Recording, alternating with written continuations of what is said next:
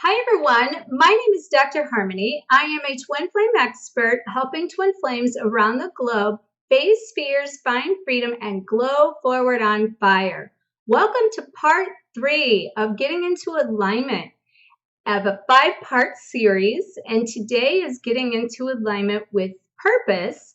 And I want to, if you've not kept up, I would actually recommend you even start with part 1, which is getting into alignment with the sacred self, and then follow that by part 2, which is getting into alignment with source. And the point of this 5-part series is to help you bridge the gap of where you are to where you want to be, helping you get across the bridge and get into alignment with your soul's purpose, your soul's contract. And ultimately, what that does is that creates oneness. That helps us get into alignment, which is what I'm calling twin flames return to oneness, getting into alignment with our sacred contract and our sacred divine purpose mission that we signed up for in this contract. And I call that getting in the glow. And so welcome today. I'm doing a weekly series, but this is a 5-part series, so I'm kind of making sure I get this in and funneled in as fast as possible, because I've been shown by guidance that this is some information that is needed out there in a huge, huge way, especially with the planetary alignments that we have right now. We're getting ready to enter the new moon in Leo coming up in this weekend, and then we have the Lionsgate, a couple of eclipses next month, and so on.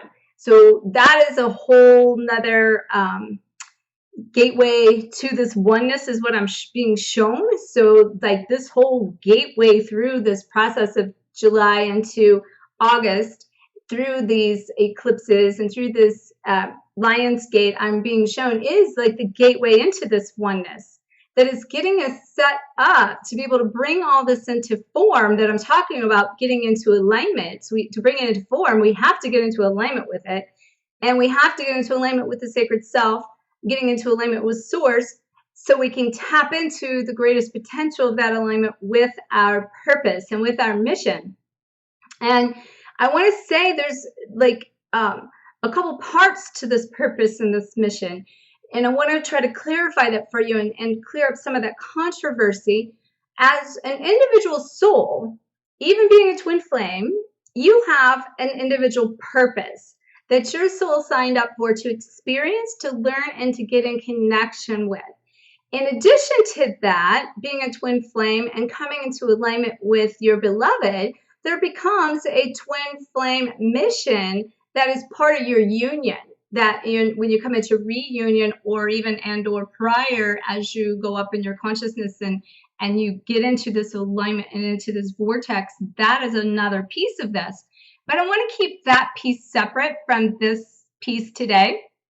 And when I talk in part 4 about getting into alignment with your ultimate relationship, your beloved, your highest partnership of this lifetime, your twin flame, whatever it is that was in your contract for this lifetime, when we talk about that in part 4, I'll be talking more about the specific missions of twin flames, and then how that breaks down a little bit into individualized based on which race you incarnated from, and also your individual agreement for your contract of your specific mission and union as well. So today we're going to stay on track with the purpose of self, basically. And so there's kind of 2 parts in that. But so I couldn't be more excited about this, because that's why I'm here. I'm in alignment with a combination of soul personal purpose, as well as my mission for my twin flame mission. And I am in alignment with that. And so I want to share, I'm planning to share with you a little bit today, just because I have walked that journey, a few of the things that it's taken me to get there, and a few of the experiences that I've experienced. And it actually might merge a little bit, because this is my twin flame mission, but I will break that apart next time, because I don't want to share, I want to be able to share my story kind of here and not in 2 places, so it's kind of one.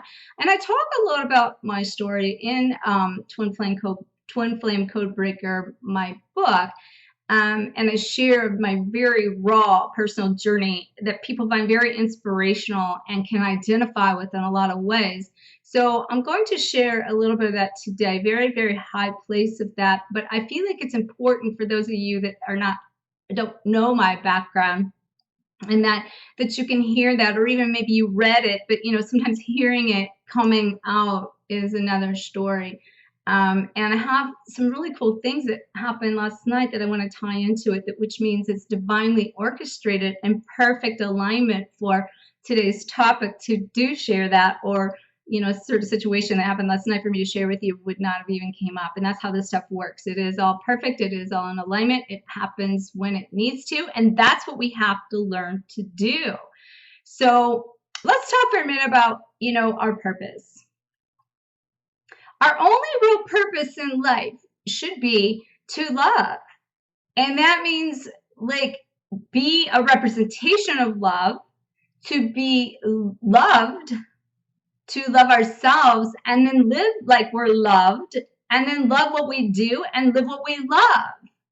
And that's why I made a little shrine back here today too, with some of the things. And then to be able to, be able to create that shine we talk about inside and ignite that energy and ignite that passion and awaken that spirit and connecting to the ancient wisdom of the soul. And as it comes together, we're bringing that to life now.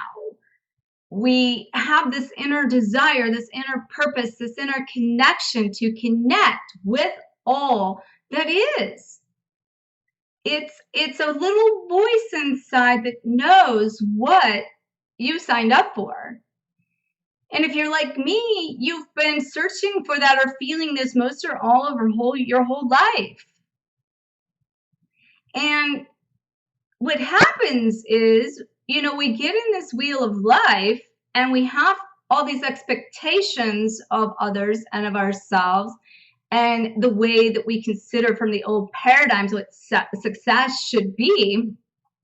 And what that does is it creates it feeds the ego a lot of times, especially being a type A personality. If you're somebody that's been driven and goal-oriented and, very much a driver and knows how to get things done.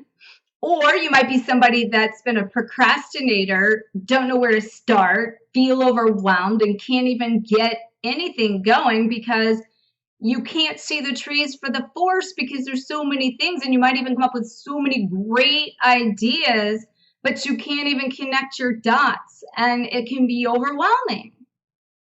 So what I want to share is, we got to have, that's kind of the duality of being too overboard with too much drive and too not enough drive. And, in the new paradigms, we're letting go of some of that structure. So we're letting go of the being overdriven. But at the same token, because we're also coming in a harmonic balance, if somebody's been too la-di-da, just whatever, they're needing to step it up a little bit and to be able to come into the harmonization of the balance of that, to be able to bring it into form. Because a lot of times, people can work in 5D all day long and all that energy realms and be up here. But if we don't even bring as it is in heaven, so it is on earth, we can't pull in to the earthly plane, that which we are even living up there. We might be living it, but we may not be living in it. And so, again, I want you to start just by thinking about this. And this is why we're talking about shifting into heart space and last time, and about viewing life from your heart, and to start to listen to the heart, love what you do, live what you love, and view everything through the heart. And it becomes that much more beautiful experience. And then I want to share with you, because the next component of that is when it gets to the end of the day, what tends to happen is we need money as a resource to live. We have to pay bills. We have things that we have to use currency for that to survive. Let's just put it that way, like survival mode.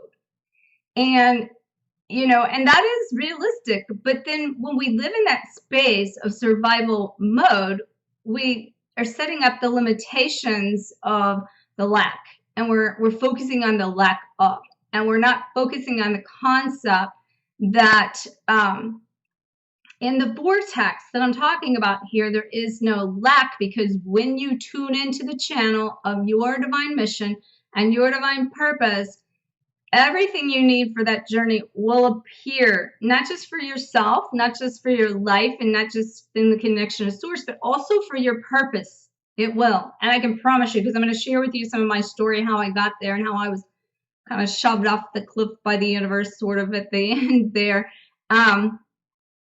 But if you can step back and every day make your mantra, how may I serve? Try to shift your focus from the concept of shortage of money, shortage of currency, and the work aspect and the busy aspect. Try to start focusing on meaningful money. Try to start changing your words and the way you speak to yourself and everything around you. I mean, money is energy, just like energy and manifesting, just like everything else that I've been talking about here. Money and currency is an energy. It also has a vibration, and it will match your vibration. So the goal then is to start thinking of this as livelihood, not work. Because when you're living your passion and you're living the mission, you are not working for money any longer. You're working to serve. And when you enter that space, everything you do need for your journey will appear. And you no longer have to worry about the money, because the money will come to you. And I encourage you to do a little test on that, because that'll raise your trust meter. We become the driver of this, just like it's another process, just like with ourselves, with our twins, with our purpose, with our letting go of our old ways and the old paradigms. Just like I said, it is surrender, it is letting go, it's releasing control, it's trusting the process, and it's getting out of our own way, and then just sitting back and saying, is this what I love? Is this coming from a place of heart or head here? And listening to the heart when, you get to those crossroads, listen to the heart, not the head. Learn to reframe that, because this purpose of yours and your mission has an exact innate intelligence in it, no different than anything else I've talked about. And what happens is and this is to be expected. I do understand this, because trust me, I have lived this. Everything I'm telling you, I have lived. It's, where do I start? What direction do I go in? Because I don't even know the outcome at the end. How do I make that happen? How do I transition from where I'm at to where I want to be? And then how do I do that on so many levels? The physical aspects of the literal putting into implementation, the actions it takes for you to do that. And most of the time it's because you don't even know where to start as far as what that mission is. And this is why I'm telling you, this is where you start. These things that I'm saying. You start with focusing on what you love, and then asking how you can serve. Because when you start to serve a purpose, your purpose will find you. Because that's the problem here.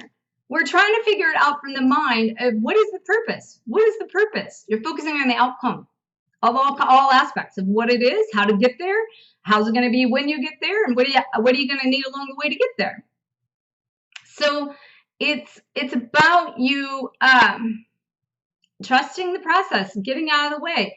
It's about you showing up in a way that gives you fulfillment and gratitude, because ultimately our really purpose in this too is we want fulfillment.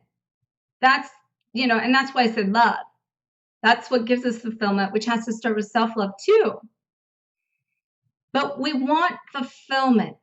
We want to feel like our voice matters. We want to feel like we can make a difference in the world. We want to feel like we can show up every day with purpose and passion, and to ignite a side of us that needs to feel happy, and the peace and the inner peace and the serenity in alignment with that, with our livelihood, and not a mundane job that's 9 to 5 that you are going to, that you are unhappy with. Now, if you're happy with that, and some people are in their purpose and in their mission doing that. So I'm not saying that that's all wrong. We're talking here about when you've got a voice inside of you that's seeking more than what you're doing, and it starts at this phase of your journey and the journey of the alignment of the universe. It's coming through and saying, it's time. It's time to put that into action. It's time to implement that. It's waking up, and now what happens is you're putting it in a box and trying to put the lid on it, because you've been avoiding it for probably a long time, and it's easier, again, to avoid that stuff sometimes than it is to deal with it. And not to mention, when we get in the rat wheel of everyday life, and we're on that wheel going round and round and round, and it wears us out, it drains us, it sucks us of our life force. Now it's like, how are we going? And we're not going anywhere. We're just spinning. There's nothing more draining than putting effort into something that is going nowhere. That will drain you. So if that's what's happening to you, what you need to do is shift your focus from putting 80% effort for 20% results to putting in 20% effort, getting 80% results. That gives you momentum. That excites you. That makes you feel fulfilled. Because here's the other thing in this. Based on the laws of the universe, everything has to be harmonically balanced. But what happens in this is, just like, this is why you got to get through the sacred self part and get into alignment with source part, because then this is where you get to this phase and you're giving yourself away with everything that's exhausting you, and you have no time to even figure out what your purpose is. Therefore, you're giving yourself away, and you're not even open to receive that which is supposed to come in harmonic balance. That being like the exchange of the money, even for the services. There's so many people that don't think you should charge for certain services, and that, you know, there's a lot of judgment based on that, and people aren't open to receive their value. That's not having self-value or value on a service. That's not owning what it is you do. Because if you can't find value in it, how's anybody else going to find value in it? So you have to find value in yourself, and you have to find value in what it is you do, and then you have to be open to receive, to get paid for it. And there's nothing wrong with that, but you know, that's our preconceived old conditioning of the paradigms of, you know, that being wealthy is a sin, and that we're not supposed to have wealth, and we're not supposed to have money, and because we're got to give everything away. That's not in harmonic balance. The universe is all about harmonic balance and abundance and manifesting. And until you get this, you're not in harmonic balance with your livelihood here that I'm talking about. That's why you got to get yourself right and connect to the sacred self, connecting into the vortex of source. And by the time you really surrender all that, you're going to have another layer of it, but you can start getting off the wheel. You can start going forward with those same tools, those same techniques, and listening to your voice speak, and start making changes. And every day, again, can't say this enough, do what you love, look through your heart, and ask, how may I serve? And what do we got to do here to let go of? Because we get in our own way. We're the one that blocks all of this. You know, we have the ego aspects. We think we got to rush to the finish line. That being in control of, again, the outcomes or the pieces, like that inner drive being so strong on that type A personality and being the fixer. We think we're indispensable and nobody can do our job. Nobody can do what we can do. We don't ask for help. We don't allow help. How are we going to, if we can't do that from anybody in the physical plane, how are we going to do that from the guides and the angels that are sitting there waiting to help? Until we stop, ask, listen, and then allow. And we become open enough to allow our walls to come down to now receive it and to be able to trust the process and go blindly forward, really. To say, you know what, I don't have to figure this out. I don't have to know the outcome. I don't have to know all the details. I just know that today, this feels good, this feels right, and I'm going to follow my heart.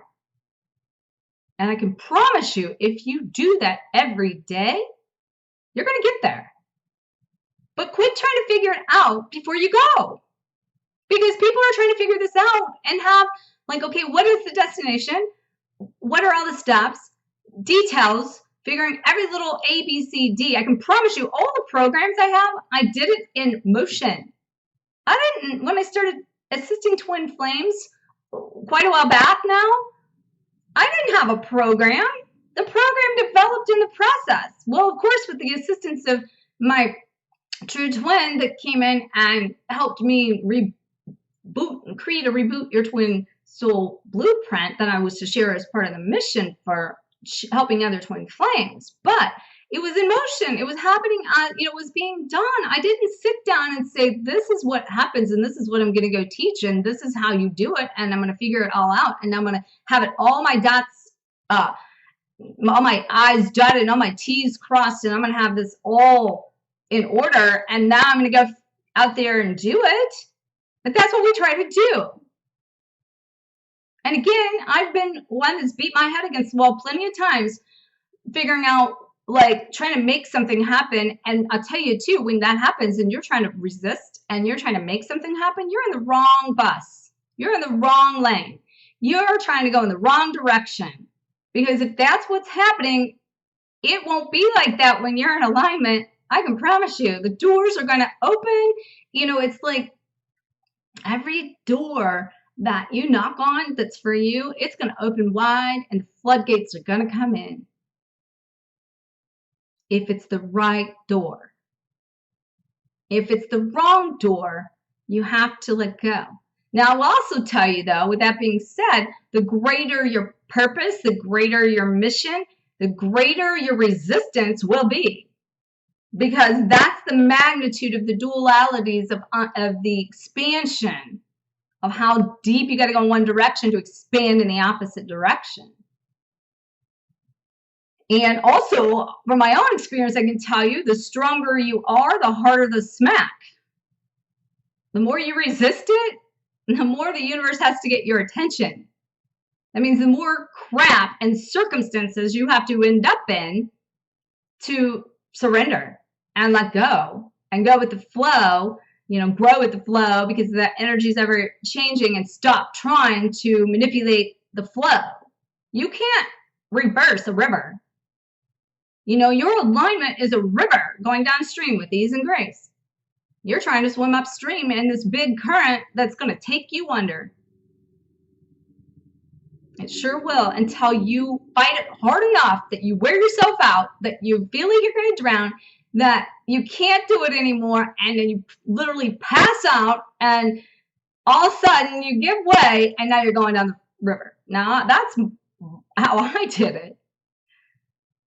Now, another thing I will say, does that mean everybody has to do it that way? No. Because you can you can flip a switch like that. Okay? You can. You can flip a switch like that. Now, also, I've been asked, could I have done it any other way? No. But I got to tell you, that's part of my mission. I signed up for to do it that way too. And the reason I say that is because of the magnitude of my mission. I had to understand every piece of this journey to go teach it. I've been smacked upside one side of the head and the other twisted up in a pretzel, ping-ponged around. You know, I had to have all of those experiences so that I can sit here and tell you without doubt and with only certainty that when you do let go, you're gonna get everything you're seeking. You really will, and it's gonna come into you. So we got to let go of the doubts. We got to get out of our own way. We got to let go of our preconceived notions of what money is. We got to stop needing to be heard. Because that's another thing. Sometimes people in a mission, they can get out there and they think they're in mission and they go forward and they push in the mission. And I got this big voice and I'm going to go pushing out this mission. You can push a mission out there and resistance equals resistance. So you go, anything you take with force out that's force in a direction, you're pushing it out, it's going to hit resistance and you're going to push people away. That tends to be the whole dynamic of a twin flame, why the runner dynamic and the chaser dynamic is. It's all energy. So we've got to stop having that need to be heard and the need to be right. Because that's another thing. Sometimes people go out and they're so headstrong on their mission. They think that their way is the only way and it's the only right way, and that they, have so much passion about it that they don't know when to shut up. They don't know when to listen. They don't know how to meet people at their level of receptivity. That's the key. Meeting people at the level of the receptivity. That is a gift. Start tuning into that. Because a lot of times that's why you're coming out and thinking you're doing everything, but you're coming out with too much force. And that force is pushing everything away. Start focusing on the outcome. I'm telling you where to start is just start serving a purpose and you'll find purpose. I'm going to share my story in a second. And this will get you in the glow. This will put you in alignment. Just surrender, trust, and let go. And go with the flow. Grow with the flow and glow forward on fire. So, I want to share with you now a little bit of my own journey of this. Hoping I don't cry on this one again either. So inside of me, I've known my whole life I was going to be a writer. And I'm not talking just some little rinky-dink writing a journal. I'm not saying there's nothing like wrong with that. I don't mean that in a way that's lesser than at all. But the reason I'm saying this is because I've been in mastermind groups and talk about my mission and my purpose and my writing, and not one person in a mastermind group that's supposed to be this big, broad thought leader had a thought that I could write a book and it, even ever be a New York Times bestseller. I know that's what's in my heart. I know that's what's coming. I know it. I feel it. And that's why you have to be careful about the influences from the outside. So what I mean by that is when you talk your talk and you walk your walk, people aren't going to always see it. And you got to learn to trust the inner voice. Not pay attention to what's going on around you, which is part of what my thing was, because I didn't always trust the voice. And I would seek outside for, my message, my brand, my, validation and confirmation that surely my thoughts and ideas weren't good enough and that I had to, seek some outside influence to assist me with it. And at the end of the day, I had to do every bit of that. But I had to believe I could, and I had to get out of the way, and I had to stop thinking that, first of all, I had to seek outside for that, and second of all, trust that process, and then also let it unfold and stop trying to force it happening. But anyway, I used to write books. Laura Ingalls Wilder with the Little House on the Prairie series, that was like one of my favorite things, and I watched that show like all the time. My mother even made me the pentafoils whenever I was a kid, like a little Holly hobby. I'm serious. So we lived in this little house on a big hill. So I started writing it, I don't know, maybe 8 or 10 years old, writing a book series called Little House on a Big Hill. I just knew it. I knew inside of me there's this voice that wants to come out. I would write movies. I would write songs. I just always knew inside of me there was this, like, and yet I could feel the vessel, but I also knew my head was blocking it. And so I knew that what was trying to get out of me was being blocked and constricted. And I knew that it couldn't happen until I moved into a place of heart. Now, I wrote myself on 11/11 in 2004. I wrote myself my own like destination that I actually share in my book that talks about, at that time, me letting go of that headspace and moving into heart, and I would become this prophet, and I would go forward and be the vessel, and I would help change the world with my mission. And it did have to do with writing, and it did have to do with sharing with the world.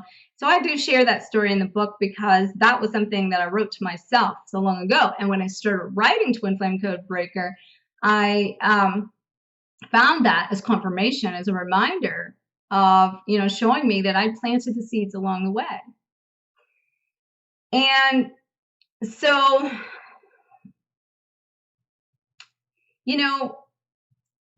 I've been writing articles, stories, trying to write a book, trying to write health and wellness books, trying to write spiritual books. And then I moved into a place of writing a book called Personal Freedom Unleashed. And then I also was putting together a coaching program, and basically the Reboot Your Soul program that I teach now. The only difference is it's, I just niche it out to twin flames and accommodate and make changes based on the twin flame dynamic. But I've been doing this for a long time. And, but the thing of it was, I knew I was hitting enough walls that I had to go free my life first. So I took a back step, and I took a deep dive into myself and started doing that alignment with the sacred self. And in that process, I had done a lot of things along the way. I had went into a business partnership seeking, here's what I thought. And this was not, this was a partnership with my chiropractic office of 12 years at the time, that I thought, well, if I can, bring in this partner and us become partners, and this whole chiropractic office is running, it's going to provide money for me. So now after I get the money and this is running, I can go live my purpose. I can go live my mission. And this is going to autopilot. So then that way I have money coming in to support me while I go do my mission. Wrong. You know why? Because that said I didn't trust the process. That said I had to do something else in order to get that going. And reroute all my energy, time, effort, and all kinds of things, saying I didn't trust the process to just go do what I needed to do. Now, at that time, did I know anything about twin flames and being a twin flame expert? No. But I was still searching for exactly what I do now. I've been saying for 16 to 20 years, I'm going mobile and global. I'm going mobile and global. I don't know how. But I can tell, one thing I can tell you at that time is I was moving and following my heart. I do know that much. And it cost me. It cost me a 12-year practice through a failed business partnership that I took on the debt and he took on the patience. And even after a 10-month court battle, I had to choose to walk away. Now that was a death. It felt like a death. And I also had to give up the concept and the idea that I went to grad school to be a doctor, and I was making a 6-figure income and all this. And I knew I didn't have to step away from that because I was miserable. I was selling my soul to the devil. And none of that money meant anything to me because I was searching for purpose. But it cost me. And people would tell me, oh, you got to do this and you got to do that. How can he do this? And on and on and on. And all I could sit back and say was, the stronger you are, the harder the smack. I've not been listening. I walked out of that knowing I had not been following my gut and I hadn't been trusting the process. That was in 2010, 7 years ago.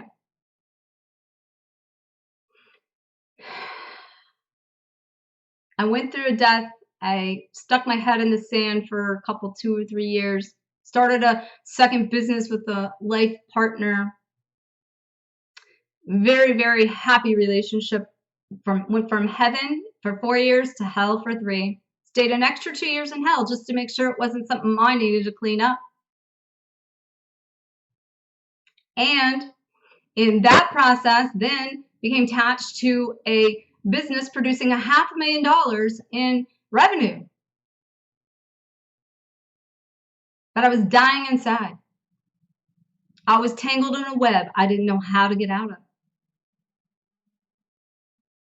And there's nothing worse than being in a relationship as being in one that you're still alone. That's the worst thing about being in a relationship, is one where you're still alone. So if that's where you're at, I challenge you to make some changes in your life for sure. Because that's purgatory. So then, you know, I had a lot of health issues during this time. And I heard a voice that said, you got to get out of here. It's killing you. And 10 days later, I moved. And when I did that, everything I had was 2 pieces. One, paying debts from the old business partnership that I worked for, I think it was 5 years at the time. I worked 5 years to pay back debts from that old partnership. And that's what I did part-time. The other part, I was working in the other business. And then, then I knew that, now I had to give up another business I'd put all this time and effort into. And I also knew where it stood, I had no money of my own to live on. I walked out that door with $3,000 credit line to my name and had no idea how I was going to live, but I knew I was already dying, so it didn't matter.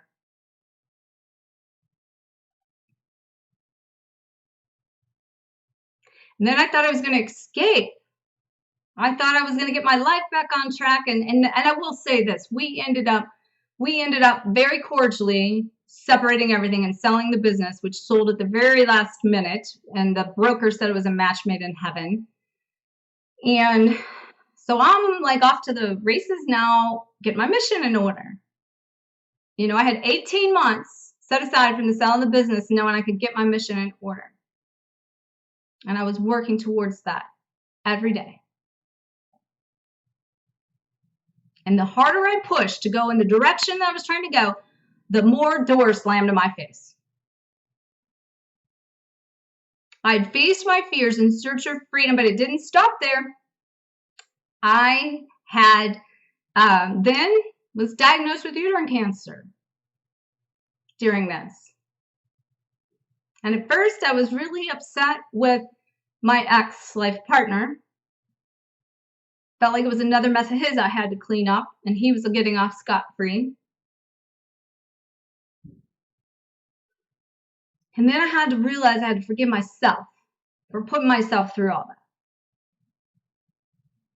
And I spent about 2 years diving deeper than I'd ever dove before. And that's when, my 20-year true twin flame experience had shifted gears from more friendship, business colleagues to deeper friends, more of a soulful relationship. And that's when things started shifting and opening up into, the twin flame dynamic. And then I still consciously couldn't see what that was. I mean, it did cross my mind about being a twin flame expert, But I'll tell you, my thought was, I can't even get any of this other stuff going, so how in the heck, and I didn't say heck either, how in the heck am I supposed to do this when I can't even, do that if I can't even get all this going? That's just unheard of. So what happened is the harder I pushed, the more doors slammed. And I was 6 weeks away from being homeless. And it wasn't easy. I had friends open up their doors to me. I had people saying, you're a chiropractor, go back to just get more patients and go back to doing what you went to school for. They did not understand. I didn't give all that up. I didn't come all this way. I didn't do all this because that's another thing I gotta say. Even with guidance, I was like, I followed everything. Intuition, I followed this. I was obedient. I've followed. I've listened. I've asked. I've showed up. I'm here. I'm here. And now I got to revert to going and processing insurance claims just to survive? They didn't resonate with me.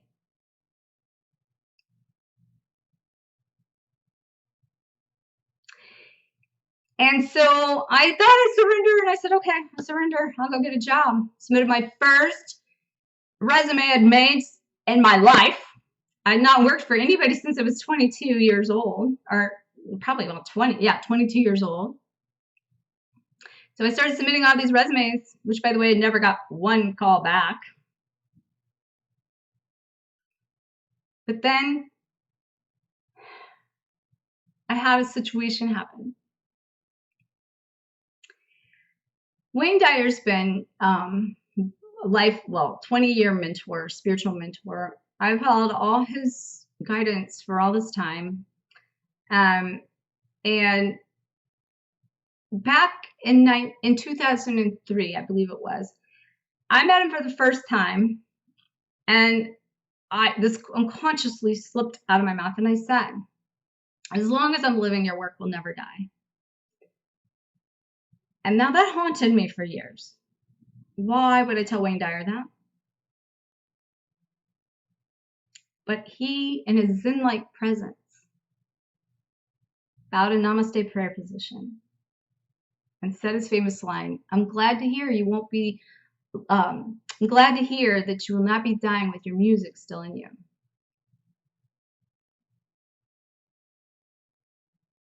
So when I thought I was going to be homeless, and I was preparing to go get a job, and I felt like I was surrendering at that moment to hanging it all up and being realistic,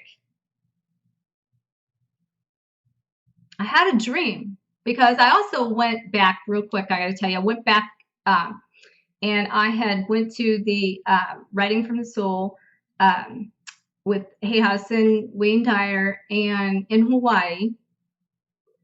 Learned what it really meant to write from the soul, learned so much straight from the words and the wisdom of such magnificent, infinite wisdom.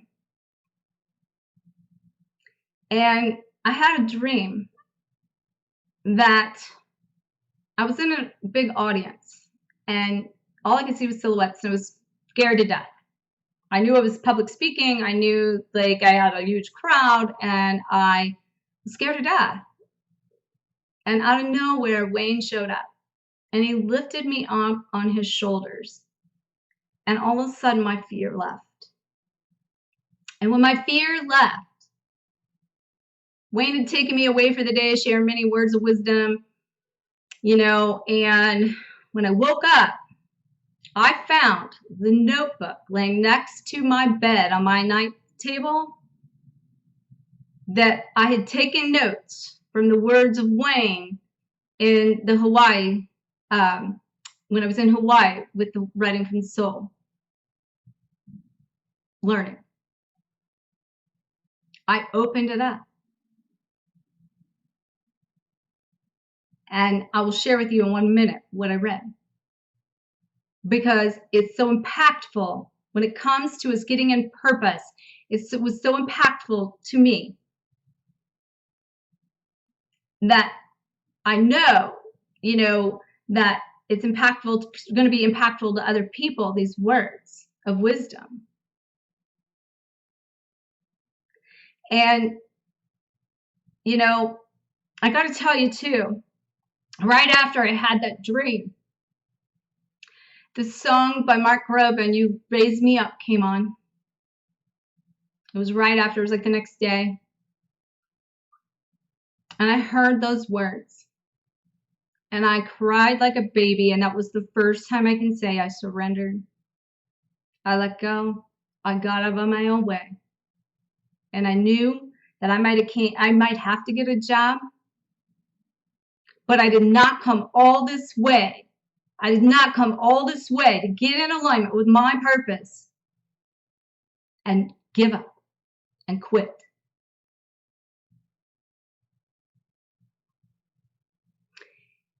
And so when I wrote Twin Flame Codebreaker, I had put in memory to my spiritual teacher, the late Dr. Wayne Dyer, and put that story in there. And there were so many pieces. I won't tell you. There's a lot that came through with Wayne through the book that I didn't plan. It just showed up. But what I will tell you is, and I want to say to you is, wherever you're at, don't give up. Follow that voice. Follow that gut. And my story of how I ended up getting into alignment, being a twin flame mission, a twin flame expert, every door flew open. But I was 6 weeks away from being homeless. I had $3,000 in the bank. I'd already notified my landlord that it was going to time out right with my lease to renew. And I said, you know, I don't know if I'm going to be able to afford to stay here. So can I not sign a lease yet? And I even asked him if I could stay several months to see on a month-to-month basis to make sure that I would be okay before I signed my next lease. And I was just honest with him and told him, and he said, absolutely. I want to share with you those words of Wayne. So, and then I want to share with you something that happened last night, and that's why I know this was intentful. This is in my book, Twin Flame Codebreaker, on page 210 and 211. But I printed it off just so I could make sure to see it a little bit better. So the words of Wayne directed me towards my ultimate calling. It's a section in the book. The following words of Wayne miraculously showed up on my nightstand. Ascension. I am light. Jesus said, I am the ascension. That which is real never changes. We are like a rose. The risk of remaining a bud is more painful than the risk of blossoming. The risk of not changing is greater than the risk of changing. If the door of perception were any clearer, you would see everything as it actually is, and that is infinite. Take a risk and go through that door. Have a mind that is open to everything and attached to nothing. Find your dharma. Find your ultimate calling. Don't look back and wish you would have had the courage to do what it is you came here to do. Live your life with no regrets and become the light that you are intended to be. Your soul doesn't want to be boxed in because it cannot expand. The soul will resist anything that says that it can't be. Your soul has a theme song. Don't fence me in and don't put me in a box. So what do you do when you're faced with making the decision to do what it is you came here to do? You listen, you let go, and you let God. When it comes to making decisions in life, there are only 3 choices that you have to make. And the first one is, am I willing? Do you have enough willing? Are you willing?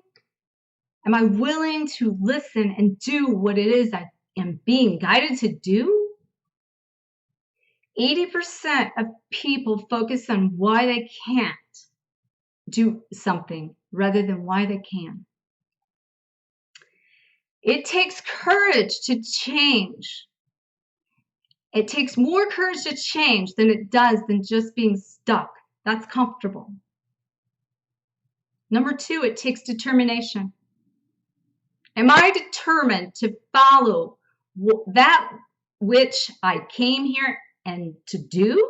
Am I going and determined enough in order to do what it is I am being guided to do? It's all laid out for us. You know, you can see clearly now once you kind of get in that vortex. I'm going to get it done no matter what. Figure it out. There is always a way. Always a way. Number 3, fearlessness. Am I fearless enough to listen to my heart and not my head so I can do what it is that I'm being guided to do? Fear comes from your mind. Love comes from your heart. Always, always, always do what it is you love. Do it with ease and grace and live what you love.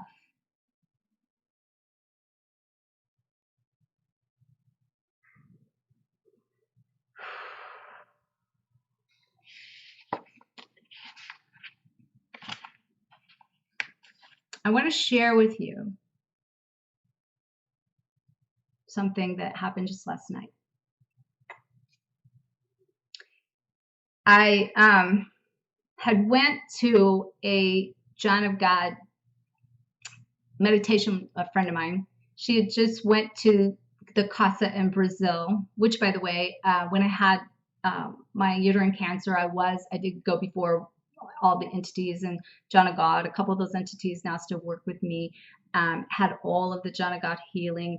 It's been a fantabulous experience. Wayne Dyer even did the same thing with the John of God experience and was healed. And I have a whole nother story behind mine as well, but I'm not going to go into all of that either right now. But I had asked for a rosary and for my friend to get a rosary, and she got me one. She knew that from the heart. She got me the rose quartz, and she knew I love sacred geometry, so she got me with this. It's a special sacred geometrical shape on the end of it.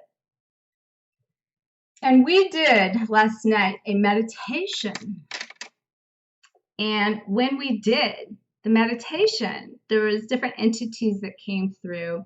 One of them was St. Francis, and if you really are familiar with Wayne, you will understand the connection of Wayne and St. Francis. And when this happened, I could just feel the presence of Wayne just so strong. And I could hear, because I had this vision of a picture of me and Wayne, which I put over here. I had this vision of this picture of this, I'm going to show you this. We had wore necklaces really close to the same, but he has on the rosary from, I don't know if that's too blurry, but he has on the rosary there. That is the John of God rosary. Now, it is the pyramid shape, you know, and if you follow me much, so the pyramids and how I talk about the pyramids. So I was like, I felt very guided to, she had some extras. I need to get one, and I needed to get one just like Wayne's. And I went and looked, and she had only one clear quartz that had the pyramid on it. The rest, which is exactly like Wayne's. The rest had other things on them. And I was like, oh, this is so beautiful. So I took that. And she also said she had brought in white roses. And she said that we could take a rose, rose when we left. And when Wayne had passed, I had bought white roses in representation and did an entire ceremony for his honor, memory of him. And so I took a couple of the roses that I have right there, and I was on my way out the door. And when I was on my way out the door, I was looking at, because they're moving the location. And so I started looking through books that they had there, and I saw this book I never saw before. It says A Promise is a Promise by Dr. Wayne Dyer, and also with his wife, Marceline Dyer. And when I saw this, tears swelled up in my eyes, because I knew I was honoring the promise I made to Wayne back in 2003 about honoring my mission and my purpose and being in alignment with carrying his work on and sharing that with the world. Now, I don't claim to fill those shoes, because there are no way to fill such shoes as that. But I'm living my purpose. I'm living my mission. And these are confirmations I'm in alignment in a very huge way.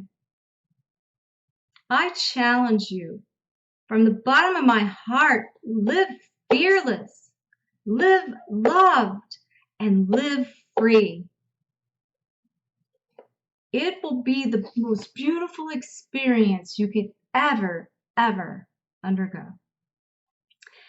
Start by stepping outside of your own circumstances and finding a purpose that you can fulfill a need that makes you feel like you're in purpose and that it's fulfilling you. When I was in the pitfalls of hell with my ex-life partner, I did the smiling challenge with my dog that was helping other people smile when I was in hell and miserable. It made me smile on the inside. It is part of what propelled me. My dog became this overnight superstar all around the world overnight.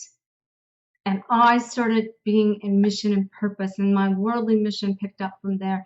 And I started writing even a book, Life of a Champ, 8 Tricks for Happier Humans, that will be coming out too, because it's almost finished. It's something that I had to put in the back burner from other things.